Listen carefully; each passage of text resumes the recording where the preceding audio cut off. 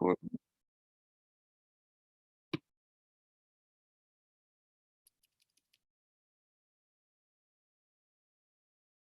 All right, Özlem, on your end, does the recording appear to be underway? Are we all good? All right. Well, hey, my name is Arthur. I'm a member of the Emergency Committee for Rojava. And on behalf of ECR, I just want to give a warm welcome to everyone who's joined us here today. Remember, you should have the ability to mute yourself. And we're going to ask everybody to just kind of be extra careful that you're muted because we're recording our event today. But anyway, again, welcome. We're so excited to have you here today. We're grateful to everybody who's attending, and we're especially grateful to be joined by Meghan Bodette, an amazing writer and researcher based in the US. We'll introduce her shortly, but she's going to be giving us a sort of firsthand account of her recent trip to Rojava and her analysis of what's happening, latest updates, and we're very, very fortunate to have her join us here today. And so this is kind of a special end of year event that we're having, and it kind of has two main purposes. The first is what we just mentioned, is to have the opportunity for Meghan to share her stories from her own trip, to give us some news and analysis that's really up to date about what's happening on the ground in Northeast Syria today. And the second purpose is to tell people about the work that the Emergency Committee for Rojava, ECR, does to advocate for policies to support Rojava, to educate the public about what's happening in Rojava, and to do our best to help build a grassroots movement of international solidarity with the people of Rojava. And as a part of that, today, just kind of as we speak, actually, we have launched our end of the year GoFundMe campaign. That means that from now through the end of the year, people will have opportunity to support ECR's work by making a contribution. We'll be sharing the links in the chat several times, but I want to give people a heads up that if you follow the link to our GoFundMe page, you will see that this year we have some special gifts for donors at varying levels, including some books, some of which are authored and co-authored by members of ECR, as well as a special ECR tote bag that we hope you enjoy. So be sure to check all that out. We really appreciate any support you're able to give. We don't put a lot of time into telling people to contribute financially to us. We focus primarily on organizing and trying to educate and engage people. But the truth is, in this world, it does take resources to make our work possible. And we really hope to kind of expand and grow not just our organization, but just the reach that we have in our work. So again, we appreciate any support you can give. That being said, I want to give just a couple quick updates on what we've been up to. As many of you are probably aware, this year ECR launched the Rojava Must Survive campaign. That's included in the links in the chat. And as a part of this effort, we have been working to bring together partners and allied organizations from around the world, united around a set of urgent demands and policies that are needed for not only government of the United States, but governments around the world to really stand with the people of Northeast Syria and support them, not just militarily in the fight against ISIS, but crucially economically and politically. So among these demands, we've been calling for not only emergency relief in the form of direct distribution of things like COVID vaccines and other medical supplies, but we've also been calling for political recognition officially of the autonomous administration of Northeast Syria as a legitimate regional administration. And crucially, of course, which is especially urgent right now, we've been pushing back to stop the threat of yet another Turkish invasion into Northeast Syria, and to call for an end to all Turkish and Turkish-backed occupations of Northeast Syria. So we'll be hearing much more about this, but I just want to give that context. And without further ado, I'm going to pass it to Özlem Goner, who's a member of the Emergency Committee for Rojava's Steering Committee, and she's going to be telling us all about Meghan Bodette and the rest of our program. Thanks so much, everybody. Over to you, Özlem. Thank you so much, Arthur, and welcome to everyone. Yes, today we do actually have a special guest who has recently visited North and East Syria in September and October 2021. So we're very much looking forward to hearing more from her. I am going to introduce Meghan Bodette, and then we'll pass the floor to her. But again, thanks a lot for being here and for supporting the work of the Emergency Committee for Rojava. Meghan Bodette is an independent researcher focused on Turkey, Syria, and Kurdish affairs, with a particular focus on women's rights in these regions and contexts. Bodette is a former editor at The Region, a news site focused on underreported stories and perspectives from the Middle East, and the founder of the Missing Afrin Women Project, which tracks kidnappings, disappearances, and other rights abuses targeting women in Afrin, Syria, which is currently under Turkish colonial occupation.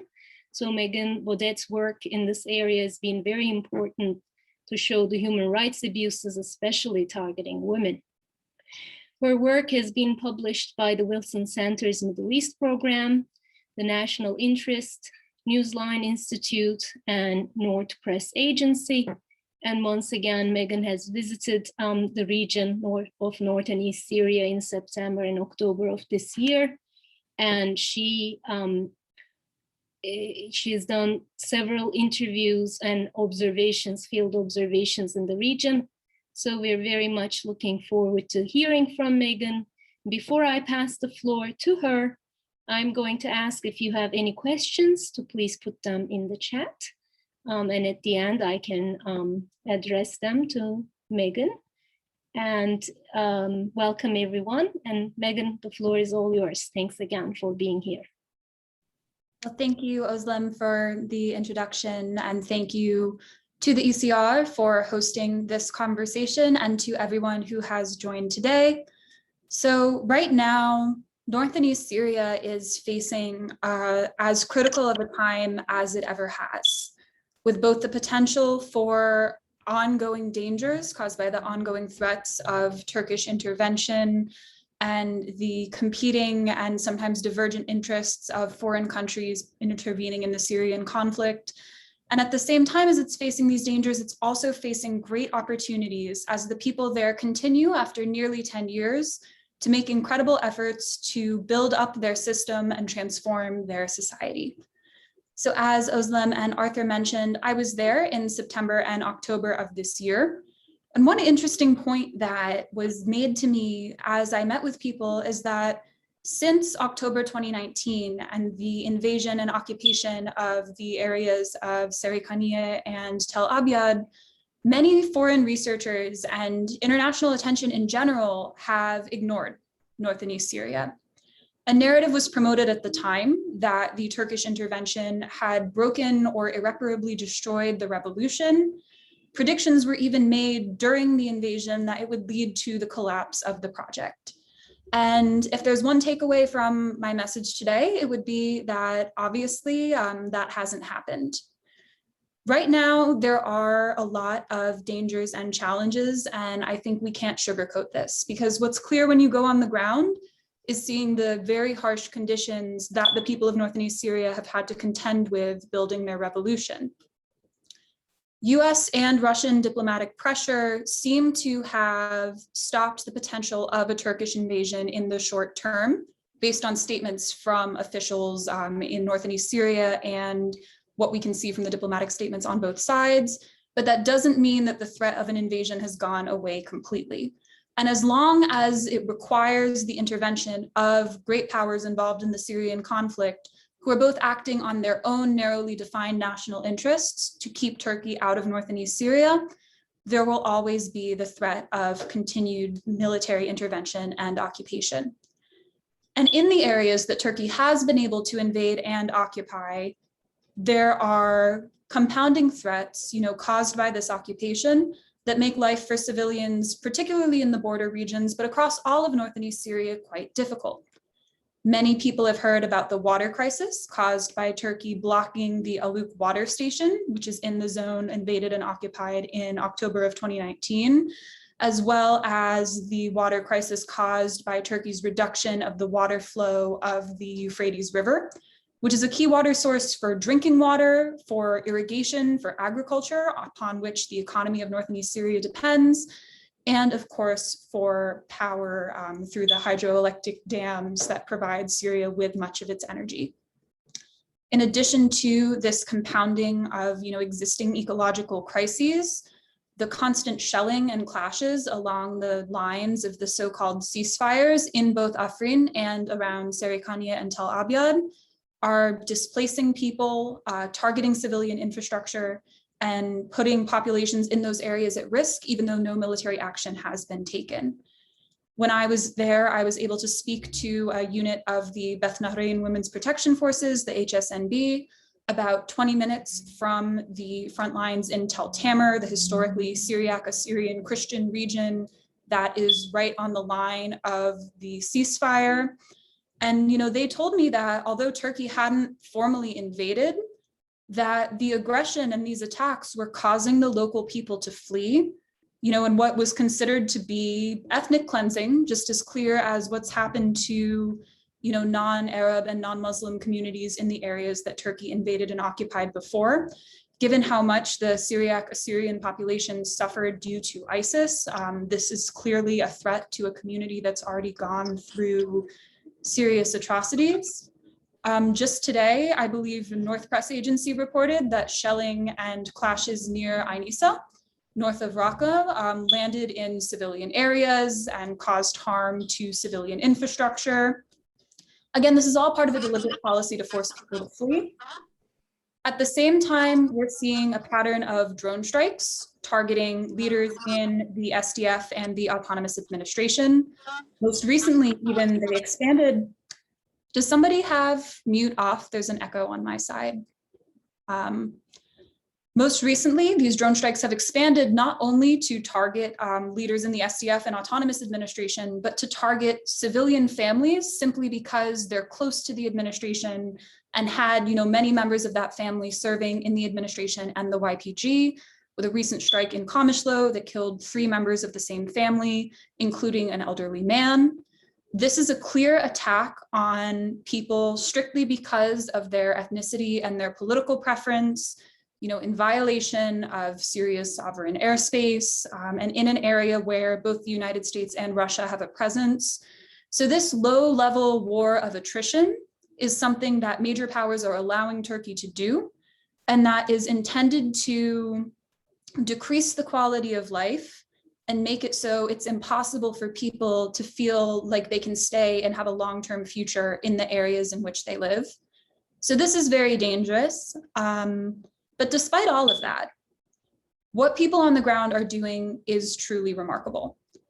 I was able to meet with different individuals and institutions across multiple different cities, from places like Kamishlo that have been under autonomous administration control since the very beginning of the Syrian crisis, to cities like Kobani and Raqqa that had to be liberated from ISIS by the YPG and the SDF, and seeing the resolve of people to, while surviving these constant threats and attacks, while underneath a serious economic crisis, in large part exacerbated by US sanctions on Syria that have harmed the Syrian people more than anything else, while lacking the resources that they need, to physically rebuild some of these areas in some cases, they are working to transform their society and really strengthen the revolution and the political system. I saw some really amazing examples of this. In Raqqa, I was able to meet with the leadership of the Zenobia Women's Confederation, which is a new autonomous women's organization that was founded this year in 2021 to represent specifically the interests of women in the Arab majority regions of North and East Syria that had been liberated from ISIS. They had originally been composed of, the women's councils in these local civil administrations. And because they told me that they found that women in these areas all had similar concerns, with the impact of ISIS rule on society, with the challenges of advancing women's rights in a place where, women had suffered so much and where the recent liberation from ISIS had caused many challenges for that society trying to rebuild itself, they decided to band together and form this new group.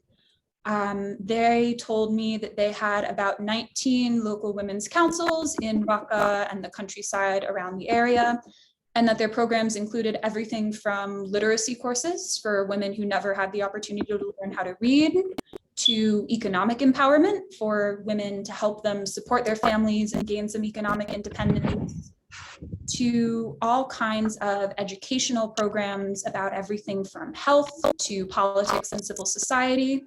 So this is truly important work, empowering women and helping fight back against patriarchal violence, which we all know gets worse in war, gets worse with the pandemic. North and East Syria hasn't been an exception to this. So these are some real efforts to work on some of the most difficult, most deeply ingrained social issues in a place where, just, I believe 4 years ago, it was 2017, Raqqa was liberated, where people were living under a group like ISIS. So this kind of, claiming political agency and working to build a system and, strengthen their coordination with women in areas facing similar social problems is really an incredible sign that organization is still going on. They told me, even in addition to all of their work in these areas of North and East Syria, that they want to go further than that, right? That they want to extend the autonomous administration's policies about women's freedom to all Syrian women, whether they're currently in opposition or government-held areas. And they mentioned, like many other women's organizations there, that they were reaching out to women in these places. So that was inspiring to see. Another sign of the continued dynamism of the political system is the fact that they're right now rewriting their social contract, which is their sort of constitutional document. So the last one that they had written came in 2018 with previous attempts at local and regional levels before. And because these previous documents had all had shortcomings and all had been adapted to the time when they were written, and because of the speed of political and social and military developments in this region during times of conflict, they've decided that it's time to rewrite that document, come up with something for the entire region as it exists today. There is a large committee and a small committee. When I was there, the small committee was working on their draft. I actually, within the span of 2 days, met 4 different members of that committee, 2 at a meeting with a women's organization in Qamishlo, and then 2 in a meeting with the leaders of Arab and Kurdish tribes in Hasaka. So they're attempting to bring in stakeholders from all communities and all parts of society who've had experience in the system so far to write a new document, including what's worked before, making changes based on challenges and criticisms that they've had, and going forward with a strong and hopefully even more revolutionary social contract. I had a chance to meet with 2 of the founders of the Malajin, or the Women's Protection House in Qamishlo. So the women's houses, if you don't know, are centers where women facing, violence and abuse can get immediate protection if they're in danger, where women can seek community-based mediation on, family issues and help resolve disputes before violence occurs, and other forms of, protection for women and community-based justice. The women there who established that house, it was the first one in all of North and East Syria. It was established in 2011. They have 72 women's houses all over North and East Syria now. That was the first one that they built. And these women who led the creation of this institution had been activists underground when the Syrian government was in power there as well, working to help women and doing so in secret, facing a serious amount of repression. Ilham Amara, who's one of the founders of the Kamishlo Women's House, was arrested for the first time as a teenager by the Syrian government because she was working to help domestic abuse survivors. So this is work that goes way back and helped build the foundation for what we're seeing on, advancing women's rights and countering patriarchal violence in North and East Syria today.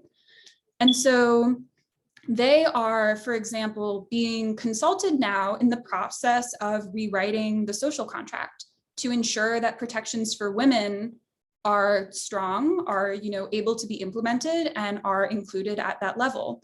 When you think of in international relations today, how many governments we can say had established women's activists who'd at one point been persecuted for their work, consulting at a high level on what protections for women will be in a constitutional document, I wouldn't think that there have been many. So that process is going on right now. I was told that when the document is finished and approved, they plan to hold their first region-wide elections. The last electoral process they had was in 2017.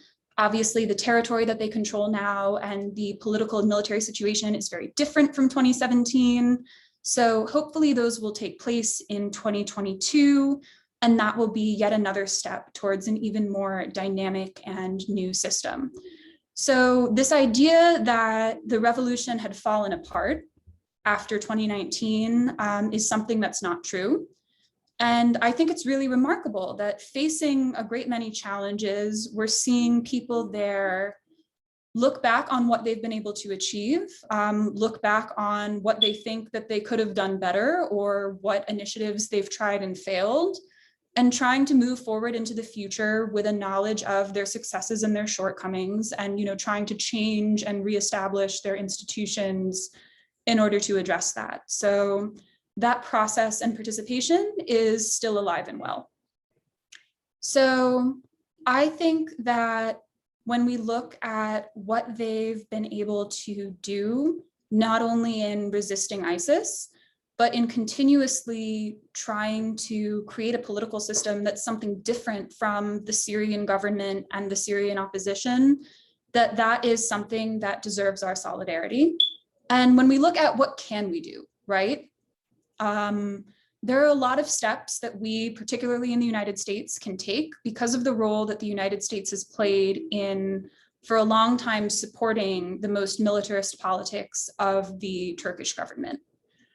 Turkey right now is one of the United States right now is one of the largest arms suppliers to Turkey. All of Turkey's combat aircraft, for example, are US in origin. The United States supplies parts to the drones that they use to surveil and target people in North and East Syria as well. Turkey receives a great deal of, and historically has received even more military and security aid from the United States. And when Turkey gets this aid and these weapons, it's very clear what they do with them, right? They're not concerned with any real security issues. They're using them to destabilize the region, to target Kurds, as well as other vulnerable minorities. I think many people paying attention saw in August of this year, the Turkish strikes that targeted a field hospital in Sinjar, the home of the Yazidi community that was subjected to genocide by ISIS, and the strikes that targeted a Yazidi military commander who had been on the ground in 2014 defending his people from the ISIS onslaught. So this is what Turkey's doing. They've supported their ally, Azerbaijan, in targeting the Armenian community in the region as well. Again, destabilizing, again, attacking a minority that's already persecuted. This is against all values of peace and democracy and coexistence and everything that we would want to support. And they're doing it with weapons and money that come from the United States. So as people in this country, it's our responsibility to stand against that. So that's one key area for solidarity there, is directly organizing against this destabilizing and violent military aid and arms sales that are used in a variety of human rights abuses across the region. I think there's a broad-based potential to build coalitions around this because, it's not just Kurds and it's not just Northern Syria who are being impacted by these arms sales.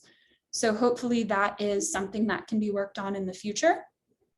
And more broadly, when we look at Turkey, one thing that I was told by leaders across North and East Syria is that a political settlement to the broader conflict between Turkey and its own domestic Kurdish movement, the broader conflict between Turkey and its own domestic Kurdish movement. Can you hear me? There we go. Sorry, Megan, I just muted. Yeah. Yeah, no problem. Anyway, so back to what people were telling me. I think someone sent in the chat, I had a chance to speak to General Mazloum, the commander of the Syrian Democratic Forces. And what he told me was very similar to what people at all levels of the autonomous administration and SDF institutions told me as well, is that, look, as long as Turkey's Kurdish question goes unresolved, they will have a negative impact on North and East Syria. It's right, Turkey and Syria, as bordering countries, the Kurdish communities were the same community until the borders were drawn in that area. Other communities living there as well were divided. The Yazidi, Assyrian, Armenian communities that called that region home were also split in the same way. So what happens on one side impacts what happens on the other.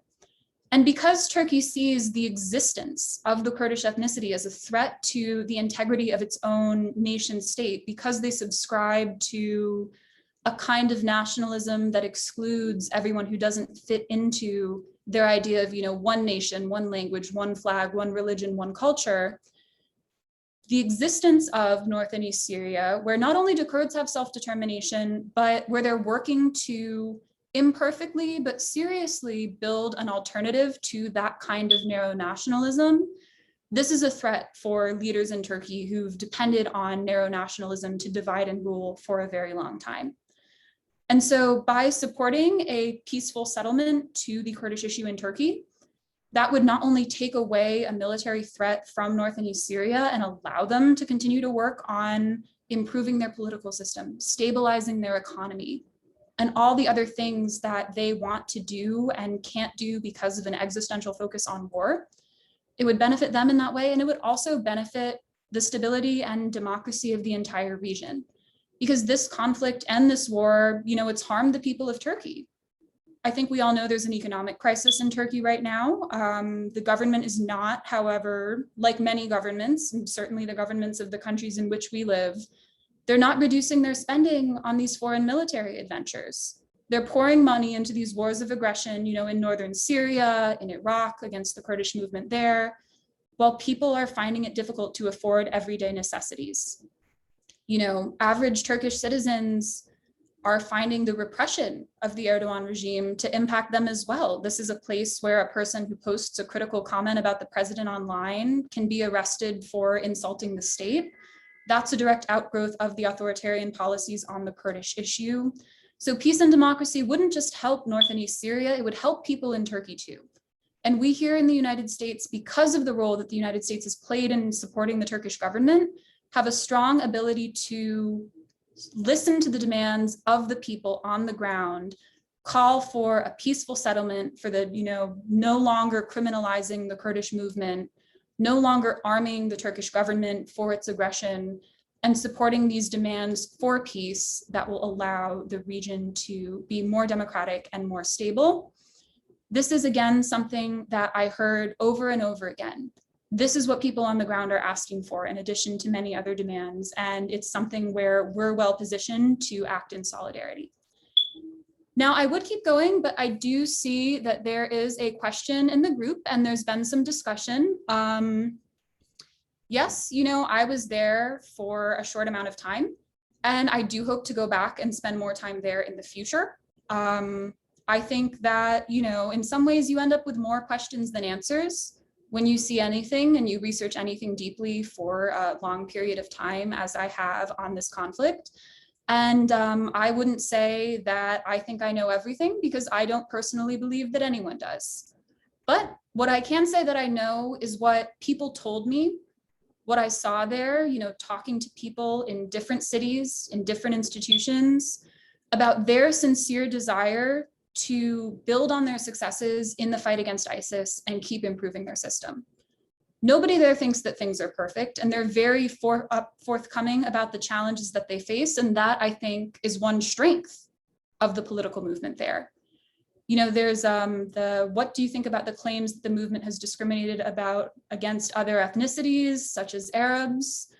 You know, I think that it's a system where we see different communities attempting to work together. Nobody on the ground would tell you that that always happens perfectly. But a lot of people on the ground did tell me that they're working very hard on it, they're doing their best, and that they reject the kind of nationalism and sectarianism that they all had to live under before. You know, that's one thing. The experience of living under authoritarian states that imposed one kind of nationalism on people is something that people in North and East Syria haven't forgotten. You know, I met with the leaders of the Yazidi house, who explained to me that their Syrian identity documents used to say Syrian Arab Muslim. And though, of course, you know, they weren't Muslims or Arabs, they were Yazidis, they were Syrian Yazidis, they lived in Syria, but that was their community and their religion. That wasn't recognized before the war, you know, and they were very proud to tell me that now it is. When I spoke with particularly Arab women in some of the cities that had been liberated from ISIS by the SDF, like Manbij and Raqqa, they were very proud of the work that they were doing for women's rights. And, you know, when I asked them, some people think that, oh, this is only Kurds, you know, who are participating in this part of the revolution. What would you say to that? You know, they criticized me in a way for suggesting, and I took the criticism there, that this could ever be a part of the revolution that was only for one people, because what Arab, Kurdish, Syriac, Yazidi women all told me is that all women in Syria had suffered under patriarchy, like women in every country in the world today. And so they all had to band together to fight that. And so things like the women's movement, where you have different groups of people fighting against a cross-cutting form of oppression, you know, the patriarchal oppression that any woman in the world faces, regardless of where she's from, that's something that seems to be being advanced by many different groups of people together. So, you know, I don't want you to think that anyone believes that things are perfect. If things were perfect, then there wouldn't be a revolution or a social movement in the first place. And I also would say that you can't discount a revolution or a social movement because it hasn't achieved all of its goals in the time that it has existed. You know, one very common sentiment was that their revolution's not over. You know, in the 10 years that they haven't been able to do everything that they wanted to do. And there's a real focus at every level of, you know, the people that I talk to on continuing to improve, hearing criticisms. The social contract process that I talked about came from a process of consultations between the Syrian Democratic Council and different community and civil society groups across the Jazeera region and the Euphrates region. So different religious, ethnic communities, different political parties, different interest groups in all ways. So, you know, they decided to do that because people came to them and said, we think we need this to change. You know, we think a new social contract can be better. So I value, you know, questions and criticisms, and I would tell you that people on the ground there do as well. So thank you for asking me. If this were a struggle that had never criticized itself and never tried to improve, then North and East Syria as it exists today wouldn't exist. So I'm going to scroll down. I believe that there are more questions. I was wondering if you speak Kurmanji or Arabic, and I was wondering if you approach doing research with a translator, what difficulties this brings up and how you deal with them. So I speak a bit of Kurdish, which I've been studying for a while, and I hope to learn Arabic in the future. I did have a translator for these meetings, and I would say that, of course, that makes it difficult, you know? But I think that in preparing questions, you know, ensuring that my translator was familiar with them and working to really get that kind of in-depth answers that I wanted, that I was able to do a fairly reasonable job of understanding what people were talking about by asking, you know, the kinds of serious political questions that we're talking about over there. It takes time and it takes, you know, sort of a lot of back and forth discussion. Because we're not just asking, I'm not looking for, the numbers of this or that, or the date that this or that happened. That's all information that any of us can find online.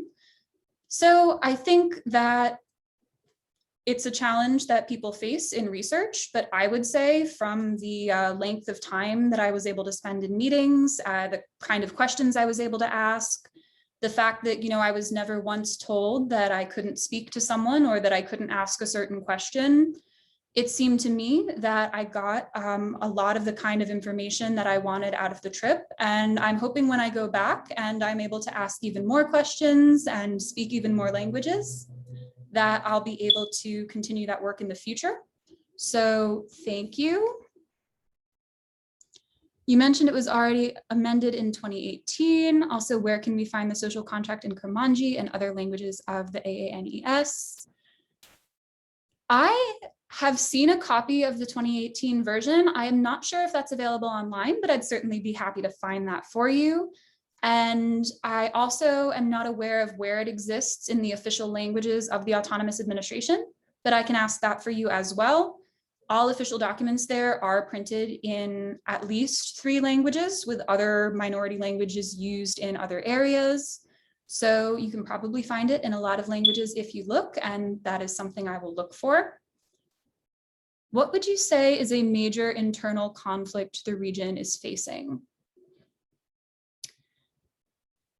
In terms of internal conflicts, there are lots of different disputes about different things.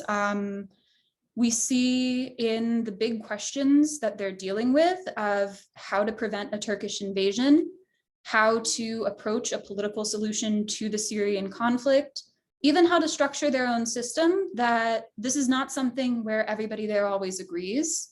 And I think the fact that these issues are debated and that you see different people in different institutions with different perspectives shows that they're being handled through a very in-depth political process. I know that one issue where people have faced a lot of difficulty is trying to mainstream, the fight to defend women's freedom and address some of the longstanding patriarchal tendencies in society.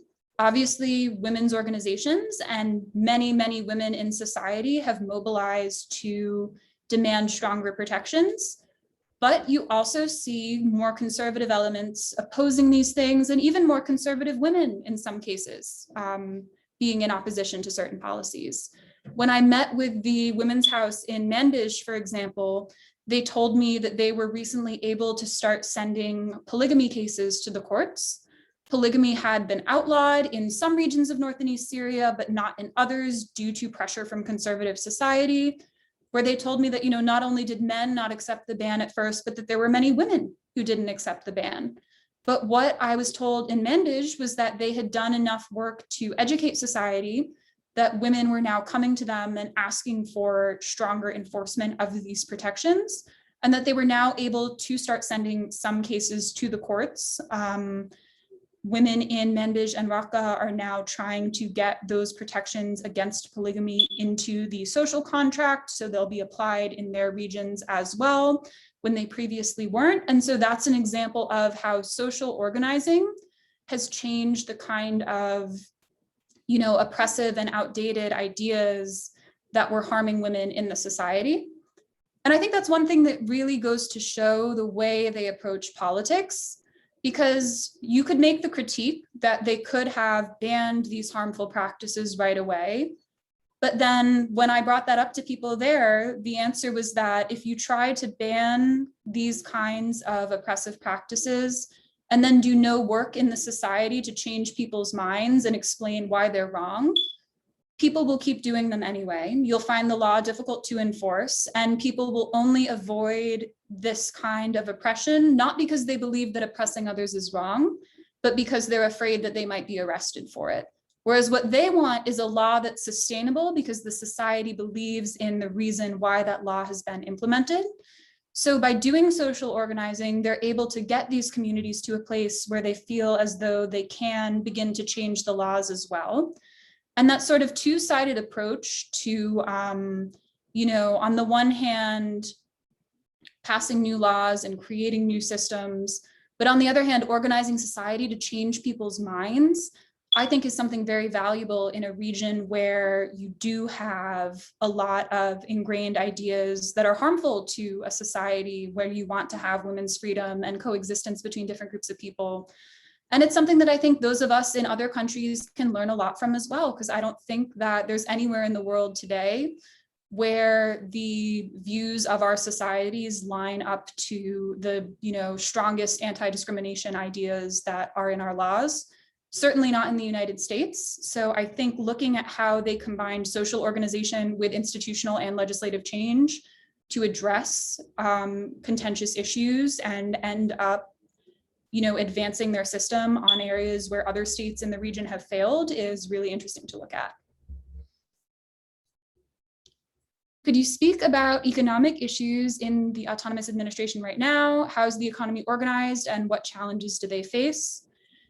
So the economic challenges are some of the most serious challenges that they have. North and East Syria is essentially under triple sanctions, right?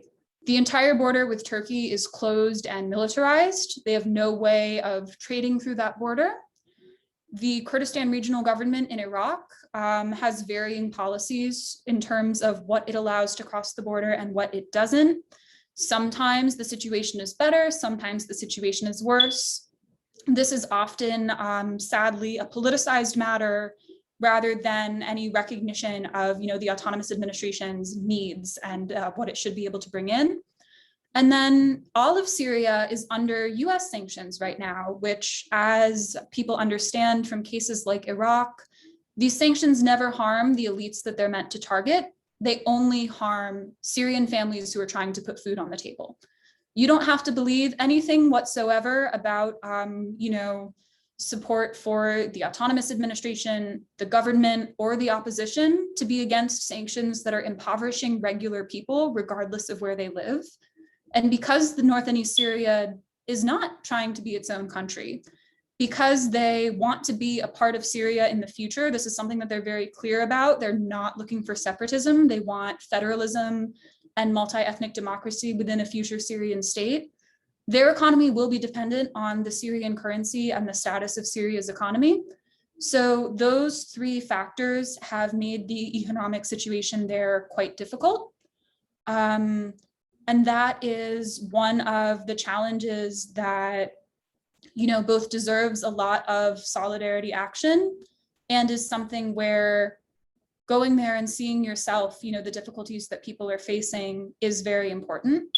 I think one thing we can all be doing in the United States is campaigning to remove the sanctions on Syria. Trying to show people that these are not only impacting civilians more than anyone else, but they're impacting civilians in areas that haven't even been under the government that the sanctions are supposedly targeting for 10 years now. The Syrian currency doesn't change having been devalued, and the impacts of the sanctions. The economy doesn't change based on the realities on the ground of who's in control of what. So because they are a part of Syria, they're impacted by this Syria-wide economic crisis. They are working very hard to be as self-sufficient as they can. And because it is an agricultural economy, that's very important for them. But they do have to import a lot of things, and a lot of the things that, an economy like theirs would have to import, they can't get. And this ties into other issues they're facing as well. One thing that I was discussing with some people recently was the potential for solar energy there. It is a, hot and dry climate. And because they do rely so much on oil, sort of due to, this economic siege that they're under, that's not good for the environment. That's not good for people's health. And an alternative like solar has been proven to work in countries with similar climates to Syria. It's used in other parts of Syria as well, but they can't get the kind of materials in that they need at the scale that they would need to make that a real part of their energy infrastructure. So that's just one example of the economic crisis impacting the ecological crisis. So campaigning against those sanctions, getting exemptions to bring in the kind of, infrastructure and materials they need, helping develop their economy in ways that are good for the region, and not exploitative, not ending up so that they're reliant on outside aid, I think are things that will be important to address in the future. So thank you.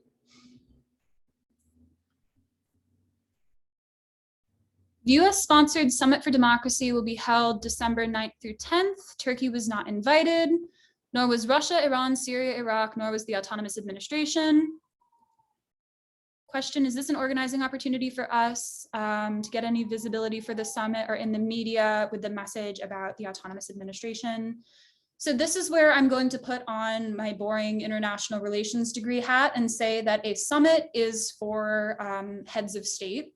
And while it's obviously good that Turkey was not invited because they are not a democracy, anything like this is going to be chosen for political reasons and not for the reasons why we think that the Autonomous Administration has potential, right?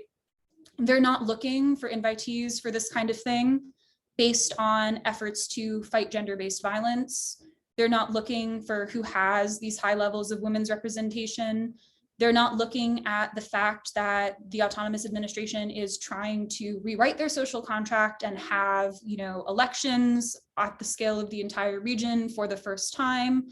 All of these dynamic and exciting things about their system and the way that they are working constantly to improve it simply aren't, sadly, what the United States or any government is looking for in these kinds of events. So I think that while we should all be very happy that Turkey is not there, the best thing we can do is work to, ensure that Turkey, as a country that, the United States has admitted is not democratic, is not getting the kind of arms and aid that the US has historically been given to it, and supporting the Autonomous Administration and its process on its own merits, And I think that, again, tying into what their revolution has done and what it could do in the future, this is one of the opportunities for us as well. We want them to become an even better system. We want them to be able to do all of the social and political organizing that they've said that they hope to be able to do.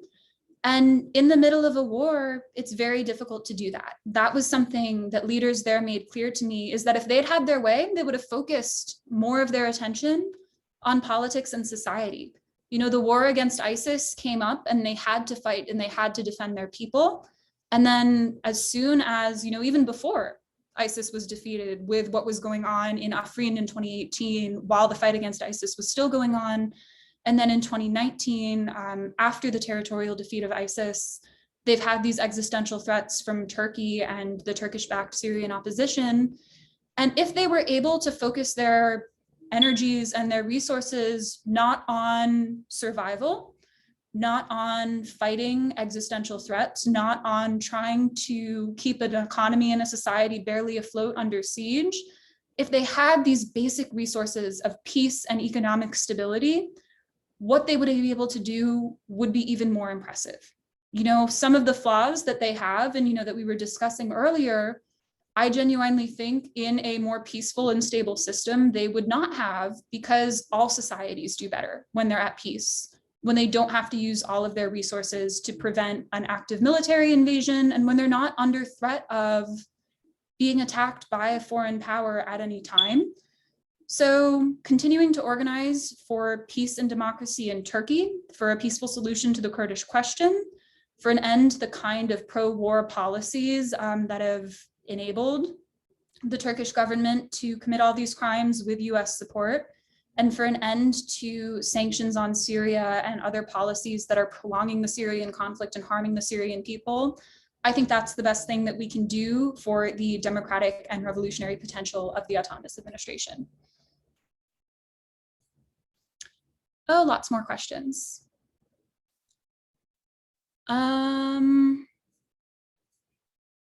Could you talk a little about the ecological practices within Rojava and if you had any experiences with it? So the ecological issue is one issue where they have not been able to do a lot of what they believe in and what they would like to do, sadly, because of the war and the economic conditions. They are very reliant on the oil that they have, and they don't have the ability to process it very well. And so that's causing ecological issues.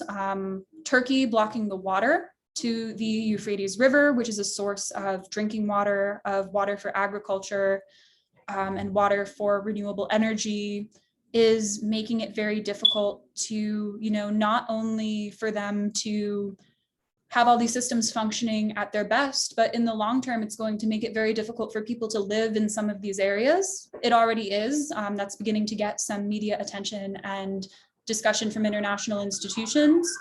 So that sort of imposed ecological crisis is harming those efforts as well. And then when you look at the history of the region, under the Syrian government, there were restrictions on what could be built where, what could be planted where. And because the region is full of agricultural land, and there was not ever any effort to diversify the economy there to make sure that it was based on what local people needed, but rather to fill a plan for the entire country. They have a really difficult starting point. So I think that there's a lot of will there to improve the ecological situation and a lot of recognition that the war has gotten in the way of improving it. So again, some of the best things that can be done is to help stop, these threats against their system so that they have better conditions to address that. I think it's regrettable because that is a very admirable part of what they believe, and because they're in a region that is vulnerable to ecological crisis. It's an agricultural region in an area where climate change will have an impact. So I hope that they're able to improve on that, and that the people there, I know that there are, ecological committees, there are activists who are very interested in this. I hope that they're able to have more influence and to do more work in improving that situation. I was wondering what your thoughts were on how internal Turkish economics and politics, with the current lira crisis and Erdogan's popularity potentially waning, plus elections coming in 2023, is affecting or will affect Erdogan's ability and willingness to deepen and intensify the invasion and border violence. So when you're looking at a country like Turkey and a leader like Erdogan, you never really know for sure what's going to happen. But I would say that the economic crisis will make it more difficult for an invasion to take place and be sustained. We all know that when a government is spending money on wars abroad, they are not able to spend that money on their citizens. That's basic math and a problem that many countries throughout world history have fallen into. And Turkey's military efforts in these regions are quite expensive. You have the high-tech drones where a single strike on, a Kurdish civilian target in Syria costs enough to, radically change the financial fortunes of the average Turkish family. They're spending all of this money on these policies that really serve no purpose other than intensifying military aggression and harming the people of North and East Syria and people in northern Iraq as well. And I think that as that crisis gets worse, Turkish citizens will be more concerned with the fact that they can't put food on the table and that necessities are, doubling in cost than they will be with this kind of fear-mongering nationalism that Erdogan has used in the past. We're seeing signs that this is starting to change. So the CHP, which is the main opposition party in Turkey, which has always been a secular nationalist party, and which has always supported Erdogan's government's more nationalist interventions and policies against the Kurds, for the first time ever, they actually voted against an extension of military operations in Iraq and Syria. They've always supported those operations. They voted for the invasion of Serikaniye. They voted for the invasion of Afrin, but this time they did not. And while the authorization still passed, that was notable. And one reason why this could have happened is because with Erdogan's falling poll numbers and the CHP and the opposition doing better, there's a chance that they're starting to understand that escalating wars in the middle of an economic crisis is not a sustainable way out. And so if it's becoming clear to people in Turkey that this kind of nationalist military aggression is costing the economy and costing Turkish citizens, then there's a chance that that kind of aggression will get more difficult. You also have the fact that if Erdogan does choose to invade Iraq or Syria again, there's a chance that this will cause problems internationally. You know, their more aggressive foreign policy has gotten to a point where it's not only harming the people of Turkey, the Kurdish people, and other communities across the region, but where it's impeding the interests of great powers like the United States and Russia that have intervened in Syria. And I think that if you look at how previous instances when Erdogan has gone against a major power in the region, that has not been good for their economy. Both the US and Russia have the ability to cause serious issues for the Turkish economy. And so further aggression would likely not only be a waste of money in pure military terms, but could spur the kind of international crisis that would harm the economy even more. So as long as the economy is getting worse and Erdogan's poll numbers are going down, I don't want to say that nothing will happen, because again, we're looking at a relatively irrational and very, very indisputably authoritarian leader who has used these kind of interventions to rally nationalist support before. But there seems to be an understanding that ultranationalism and the war against the Kurdish people are causing more problems for Turkey at this point than they are solving with cheap nationalist sentiment. Because at the end of the day, you know, you can't eat nationalism. You can't pay your bills with it. And as that problem gets worse, there's a chance that we'll start to see people in Turkey rethinking the utility of this war, and possibly even thinking about peace, which again makes this a crucial time to sort of put our foot on the scale by encouraging our governments, you know, not to support these pro-war policies, not to encourage Erdogan to keep doing this. So I do think that that is very relevant to what's going on in Syria right now. And while it'll certainly mean that the government is more unpredictable, it's also showing the long-term instability, you know, bankruptcy in a way, of the war policy and the reasons why peace and democracy would in the long term not just be better for northern Syria, not just be better for Kurds, but be better for everyone in Turkey as well. Okay. Megan, thank you so much. I think we can combine some of the upcoming questions since there's been so many, and you've been so kind in answering them. So the questions, there's a question about NGOs and humanitarian organizations, two different questions, if there are any on the ground and what work they are doing. Are they obstructing? Are they helpful for the, so I combined those two questions into one. And then perhaps we can also talk a little bit about how we can support the system. As you said, it's functioning, it would have functioned much better under you know, a peace process. So maybe you could also comment a little bit about what can be done to push for peace and the stopping of the invasions in the region as the last two. And then we can wrap up. Yeah. So I was able to see a few NGOs, you know, and talk to one or two people working with them. There are NGOs that are there. There are exemptions to some of the sanctions policies and to the issues with the borders for NGOs. And I would certainly like to tell everyone that one thing people there told me is they want to talk to American NGOs, community groups, civil society groups, and people, you know, not just in the United States, but in other countries in general, because we have many things we can learn from them and they have many things that they can learn from us, particularly as the humanitarian issues are very serious there, and as they don't have a lot of the resources they need to address some of these, you know, basic issues. That kind of involvement is good, and especially when it's people who have an interest in, you know, North and East Syria surviving and who understand what they're trying to do and don't want to get them set on, you know, a kind of exploitative or dependent pattern like sadly international NGOs do in some cases. NGOs that understand what's going on the ground there and that want to support specific issues are welcome there, you know, have the ability to register and work there. And there are certainly some that are doing very good work.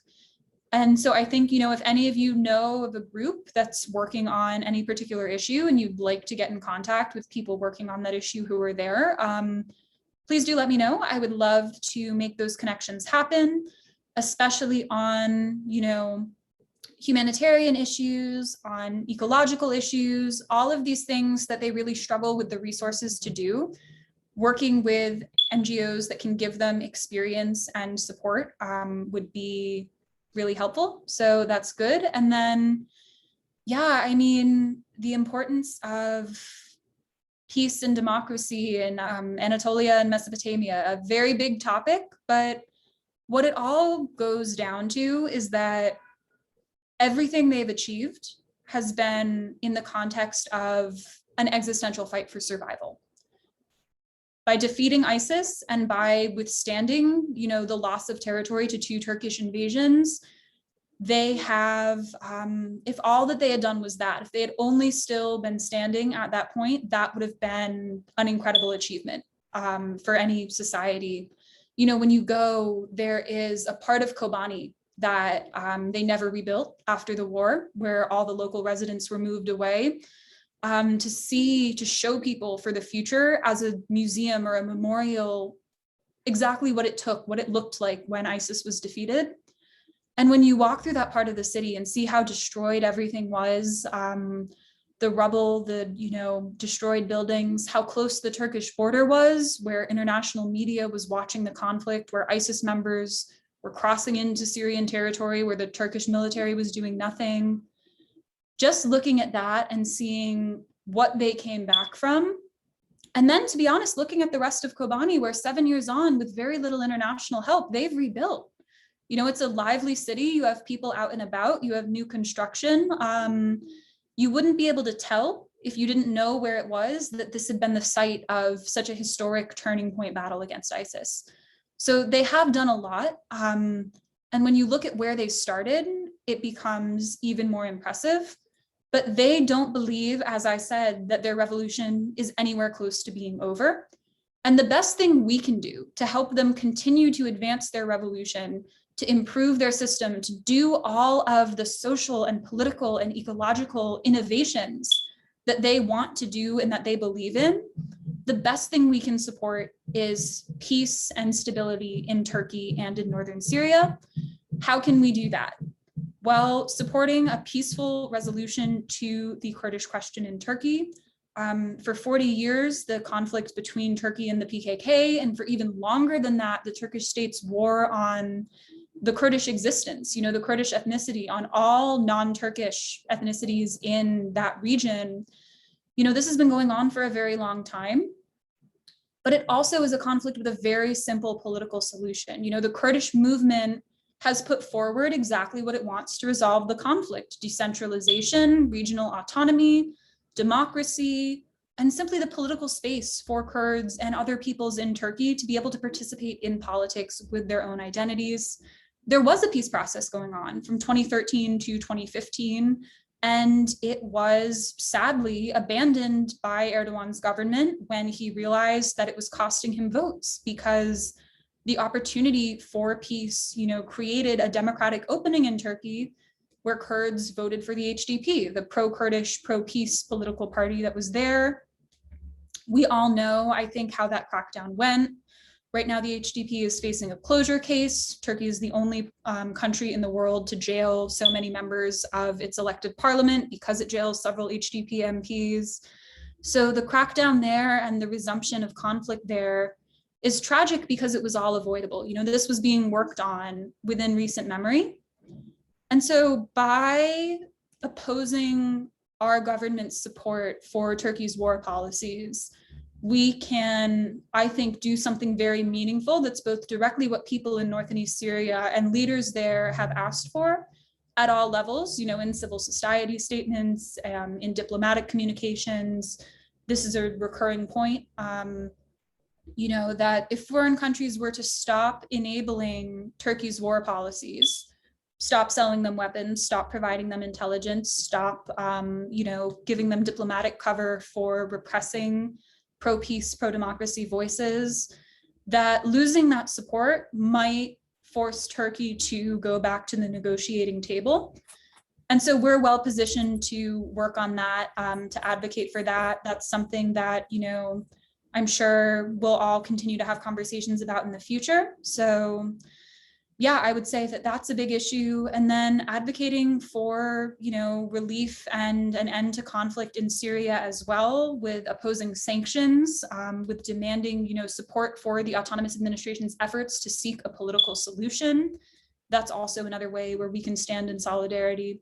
Because at the end of the day, after 10 years, what the people of North and East Syria have done to defeat ISIS, to establish a system where they're trying to implement these basic values of peace and coexistence and pluralism, of women's liberation, you know, of rejecting nationalism in favor of the participation of all of the different people who've lived in North and East Syria for centuries. What they're doing is worth supporting.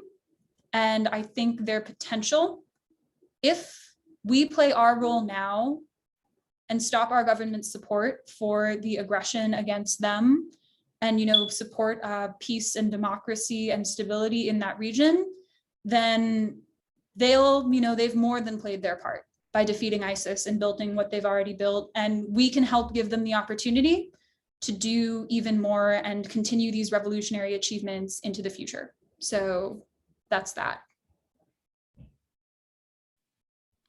Thank you so much, Meghan, for this brilliant talk, and also your detailed answers to the questions. There are many questions, obviously, but I know that some people have started leaving, and I also want to give you and Arthur a chance if you have any final things to add, and then I'll leave the floor to Arthur to also talk a little bit about what we are doing again to stop the Turkish invasion, the ongoing war, and to help and to support the revolution to survive and to realize itself. As you were saying, it's an ongoing revolution. So please, if you have any additional thoughts you want to share, Meghan, and then Arthur, the floor will be yours. Thank you, everyone. Yeah, no, thank you. I mean, this was a great discussion. You know, being able to talk about what I saw there, what people were telling me, and, you know, answer critical questions as well. Revolutions don't go anywhere without criticism and discussion and debate. So I really appreciate what everyone asked. I'm sorry I wasn't able to get to everything.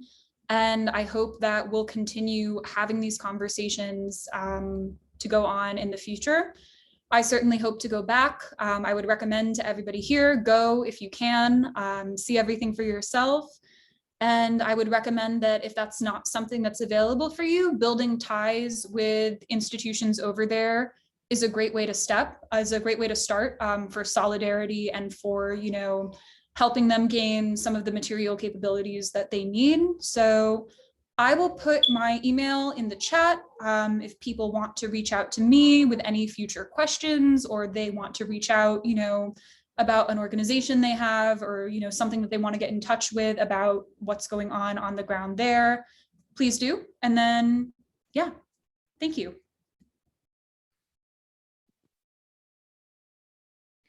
Well, thanks again, Meghan, so much. It's wonderful to have you here. You know, so many of us, not just in the United States, but around the world, have just been inspired by the revolution in Rojava, what it has stood for, what is at stake there in terms of grassroots democracy and feminism and cooperation and pluralism.